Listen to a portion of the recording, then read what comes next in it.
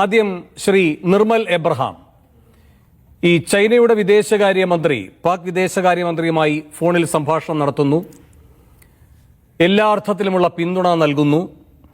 അതിനുശേഷം അതിന്റെ സ്ഥിരീകരണമായി ചൈനീസ് വിദേശകാര്യ മന്ത്രാലയത്തിന്റെ ഔദ്യോഗിക വാർത്താക്കുറിപ്പ് പുറത്തുവരുന്നു. അതിനോടൊപ്പം അമേരിക്ക ആവർത്തിക്കുന്നു ഇന്ത്യയോട് ഈ കാര്യത്തിലുള്ള സഹകരണവും പിന്തുണയും. എന്താണ് ഇത് രണ്ടും നൽകുന്ന സൂചന?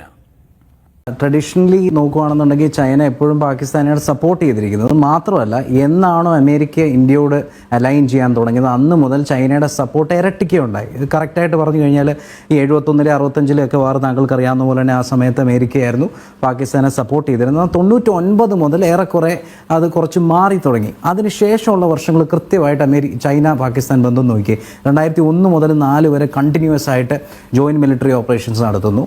2005 അമേരിക്ക ഇന്ത്യയിൽ ഒരു ട്രേഡ് ഡീലിന് താല്പര്യമുണ്ടെന്നുള്ള ഡിസ്കഷൻ നടക്കുന്ന കേട്ടപ്പോഴേ 2006 ചൈന പോയി പാകിസ്ഥാനുമായിട്ട് ഫ്രീ ട്രേഡ് അഗ്രിമെന്റ് ഒപ്പുവെക്കുന്നു.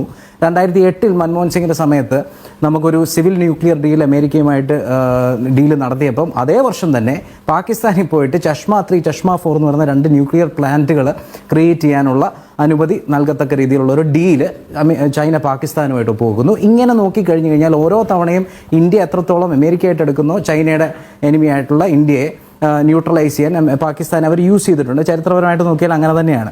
പക്ഷേ ഇതിൻ്റെ അകത്ത് അമേരിക്ക നമ്മുടെ കൂടെ നിൽക്കാനുള്ള ഒരു സാഹചര്യം എനിക്ക് തോന്നുന്നത് 2 ഫാക്ടേഴ്സാണ്. ഒന്ന്, 2001 ശേഷം ശരിക്കും പറഞ്ഞാൽ ഒരു മിലിറ്ററി സപ്പോർട്ട് അങ്ങനെ കൊടുത്തിട്ടില്ലെങ്കിൽ മിലിറ്ററി എയ്ഡിൻ്റെ രൂപത്തിൽ ഒരുപാട് പൈസ പാകിസ്ഥാനെ കൊടുത്തിട്ടുണ്ട്. അത് നിർത്തലാക്കിയത് ഡൊണാൾഡ് ട്രംപാണ്. 2018 കൃത്യമായിട്ട് അദ്ദേഹം പറഞ്ഞു 15 വർഷമായിട്ട് ഏകദേശം $3300 കോടി നമ്മൾ പാകിസ്ഥാന് കൊടുത്തു. എന്നിട്ട് അത് ടെററിസം അവസാനിപ്പിക്കാൻ, അതായത് ന്യൂട്രലൈസ് ചെയ്യാൻ കൊടുത്ത പൈസയാണ്. പക്ഷേ അവിടെ ടെററിസം വളരുവല്ല ചെയ്തത്. കഴിഞ്ഞ 15 വർഷത്തിനിടയിൽ എത്രയോ സ്ഥലങ്ങൾ, പ്രത്യേകിച്ച് ഇന്ത്യയിൽ ടെററിസ്റ്റ് ഇൻസ്റ്റൻസസ് കൂടി വരികയല്ല ചെയ്തതെന്ന് ചോദിച്ചിട്ട് ആ ഫണ്ടിങ് നിർത്തലാക്കി. അതോടെ പാകിസ്ഥാൻ വീക്കായി. പക്ഷേ ചൈന എന്ത് ചെയ്തു? ആ അവസരം ഉപയോഗിച്ച് പാകിസ്ഥാനുമായിട്ട് കൂടുതൽ ഇനിഷ്യേറ്റീവ്സിന് കൈകടത്തി. അപ്പോൾ ഇത് നോക്കിക്കഴിഞ്ഞ് കഴിഞ്ഞാൽ എങ്ങനെയാണ് ഇവൻച്വലി സപ്പോർട്ട് പോകുന്നതെന്ന് നോക്കിക്കഴിഞ്ഞ് കഴിഞ്ഞാൽ ചൈനയ്ക്ക് 2-3 രീതിയിൽ പാകിസ്ഥാനെ സപ്പോർട്ട് ചെയ്യാൻ പറ്റും. ഒന്ന്, നമ്മളൊരു യുദ്ധത്തിലേക്ക് പോയി എന്ന് കരുതുക. അങ്ങനെ പോയി കഴിഞ്ഞു കഴിഞ്ഞാൽ ചൈന നമ്മുടെ നെയ്ബറിങ് ശത്രുവാണ്. അതാണ് നമുക്ക് അവിടെ ഒരു വിഷയം. അമേരിക്ക നമ്മുടെ ഫ്രണ്ടായിട്ട് നിൽക്കുമായിരിക്കും, പക്ഷേ അവർ നെയ്ബറിങ് ഫ്രണ്ട് അല്ല, ഡിസ്റ്റൻറ്റ് ഫ്രണ്ടാണ്.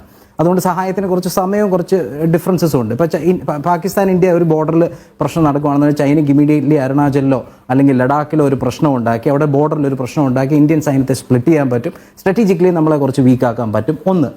2, പാകിസ്ഥാനുമായിട്ട് ഇന്ത്യ പലപ്പോഴും ചെയ്തിട്ടുണ്ട്. ഇപ്പോൾ ഉദാഹരണം പറഞ്ഞാൽ 2018 ജെയ്ഷ് ഇ മുഹമ്മദ് എന്ന് പറയുന്ന ഒരുപാട് ഇന്ത്യയിൽ നടത്തിയ ഇപ്പം പുൽവാമ അറ്റാക്കും പത്താൻകോട്ടും ഒക്കെ നടത്തിയ ജെയ്ഷ് ഇ മുഹമ്മദിൻ്റെ ചീഫ് ടെററിസ്റ്റിനെ ടെററിസ്റ്റ് എന്ന് ഡെസിഗ്നേറ്റ് ചെയ്യാൻ വേണ്ടി ഇന്ത്യ UN റെസൊല്യൂഷൻ അവതരിപ്പിച്ചപ്പം അതൊരു തവണയല്ല പലതവണ തടഞ്ഞ രാജ്യം ചൈനയാണ്. അപ്പോൾ അതുകൊണ്ട് ഇത്തവണയും ഇന്ത്യ പാകിസ്ഥാനെതിരെ എന്തെങ്കിലും തരത്തിലുള്ള റെസൊല്യൂഷനുമായിട്ട് മുന്നോട്ട് പോയാൽ UN സെക്യൂരിറ്റി കൗൺസിൽ അത് തടയാൻ ചൈന മുന്നിൽ കാണും. അപ്പോൾ അങ്ങനെയുള്ള 1-2 രീതിയിൽ പാകിസ്ഥാനെ സഹായിക്കാൻ പറ്റും. ഡിപ്ലോമാറ്റിക്കലിയും സഹായിക്കാൻ പറ്റും. ഒരു പക്ഷേ മിലിറ്ററി എയ്ഡ് വഴിയും. കാരണം ഇപ്പോഴത്തെ അവരുടെ സ്റ്റാറ്റിസ്റ്റിക്സ് നോക്കിയാൽ ഏറ്റവും വലിയ ആംസ് ഡീലറും ചൈന തന്നെയാണ് പാകിസ്ഥാൻ്റെ. അപ്പോൾ അങ്ങനെയൊക്കെ നോക്കുമ്പം ഇന്ത്യക്ക് അത് പ്രതികൂലമായിട്ട് നിൽക്കുന്ന ചെറിയൊരു ഘടകമാണ്. പക്ഷേ ചൈന ഒഴിച്ചാൽ മറ്റ് ഒരു മേജർ ഫോഴ്സും തൽക്കാലം പാകിസ്ഥാനൊപ്പം നിൽക്കുമെന്ന് തോന്നില്ല. അതാണ് നമുക്കുള്ളൊരു അനുകൂല ഘടകം. പറയാൻ വേണേൽ ടർക്കി കാണും. പക്ഷേ ടർക്കി ഒന്നും ഫൈനാൻഷ്യൽ എയ്ഡോ ഡിപ്ലോമാറ്റിക് എയ്ഡോ കൊടുക്കത്തില്ല. ഏറെക്കുറെ പാകിസ്ഥാൻ ധൈര്യമായിട്ടിരുന്നോ ഞങ്ങൾ കൂടെ ഉണ്ട് എന്ന് പറയുന്നതിനപ്പുറം ടർക്കിക്കൊന്നും ചെയ്യാൻ കഴിയില്ല. പിന്നെയുള്ളൊരു ഡിസ്റ്റന്റ് പോസിബിലിറ്റി ഖത്തറാണ്. ഖത്തറും ഡിപ്ലോമാറ്റിക്കലി സപ്പോർട്ട് ചെയ്താൽ അതിനപ്പുറം സപ്പോർട്ട് കിട്ടില്ല. അതുകൊണ്ട് ഇന്ത്യക്ക് എനിക്ക് തോന്നുന്നു ഏറെക്കുറെ അനുകൂല ഘടകം എന്ന് പറഞ്ഞാൽ അമേരിക്കയെ പോലുള്ള ജയന്റിനെ നമ്മുടെ ഒപ്പമുണ്ട്. ഇപ്പം ഫ്രാൻസുമായിട്ടൊരു ഡീലിൽ ഏർപ്പെട്ടു. ക്വാഡ് നിലവിലുള്ളത് കൊണ്ട് ക്വാഡിൻ്റെ മറ്റ് നേഷൻസ് ആയിട്ടുള്ള ഓസ്ട്രേലിയയും ജപ്പാനും നമ്മുടെ ഒപ്പം കാണുമെന്ന് വിശ്വസിക്കുന്നു. സോ അങ്ങനെ ഒരു സ്റ്റേജിലേക്ക് പോയി കഴിഞ്ഞാൽ നമുക്ക് ആക്ച്വലി സപ്പോർട്ട് കൂടുതലാണ്. പ്ലസ് നിലവിൽ ആരും ഇല്ലെങ്കിൽ തന്നെ എക്കണോമിക്കലി ഇന്ത്യ മുന്നിലാണ്, മിലിറ്ററിലി ഇന്ത്യ മുന്നിലാണ്, സ്ട്രാറ്റജിക്കലി ഇന്ത്യ മുന്നിലാണ്. തൽക്കാലം ഡിപ്ലോമാറ്റിക്കലി മറ്റു രാജ്യങ്ങൾ ഇൻവോൾവ് ചെയ്താലും ഇന്ത്യ മുന്നിലാണ്. അതുകൊണ്ട് അങ്ങനെ ഒരു സ്റ്റേജിൽ പോയാൽ തന്നെ ഇന്ത്യക്കാണ് മേൽക്കൈ എന്ന് പറയേണ്ടി വരും.